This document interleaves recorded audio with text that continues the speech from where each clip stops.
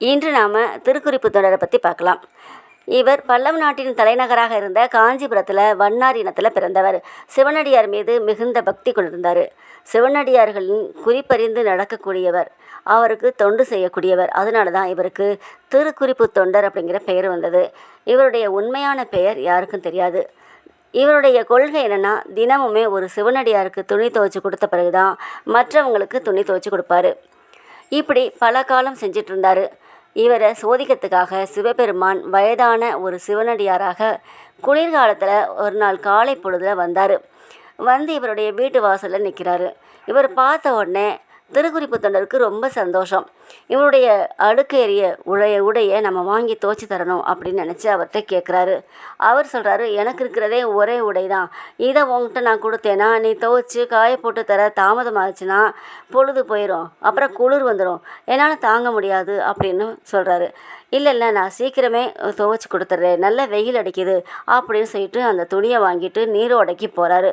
துவைக்கிறாரு. காய போடுற சமயத்தில் திடீர்னு மேகங்கள் சூழ்ந்து நல்ல இடியும் காற்றுமா வந்து பெரிய மழையே பெய்ய ஆரம்பித்த பிறகு துணிகள் எதுவுமே காய போட முடியல. அட கடவுளே, நான் என்ன செய்வேன்னு தெரியலையே, இந்த உடையை எப்படி காய வச்சு அவருக்கு கொடுப்பேன்? அவருக்கோ ரொம்ப வயசாச்சு, இந்த குளிரில் நடுங்கிட்டு இருக்காரு. நான் இப்படி ஒரு துரோகத்தை செஞ்சிட்டேனே, இந்த வயதானவருக்கு தவறு செஞ்சிட்டேனே அப்படின்னு சொல்லி புலம்புறாரு. புலம்பிட்டு, இனிமே நான் உயிரோடு இருந்து என்ன பண்ணேன்?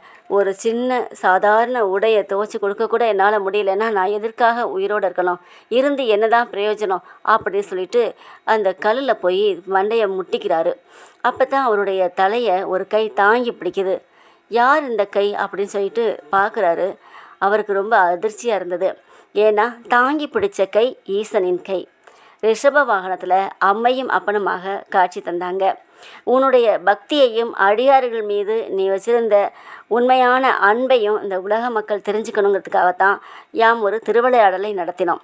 உமது வாழ்நாள் முடிந்த பிறகு எம்முடன் வந்து சேர்வீராக அப்படின்னு சொல்லிட்டு சிவபெருமான் மறைஞ்சிடறாரு. இவருடைய உருவச்சிலையும் இவருடைய வரலாறும் காஞ்சிபுரம் ஏகாம்பரேஸ்வரர் கோவிலில் இருக்குது. இவரை பற்றி சுந்தரமூர்த்தி நாயனார் சொல்லும்போது, திருக்குறிப்பு தொண்டர்தம் அடியார்க்கும் அடியேன் அப்படின்னு சொல்லியிருக்காரு. இதுதான் திருக்குறிப்பு தொண்டரின் வரலாறு.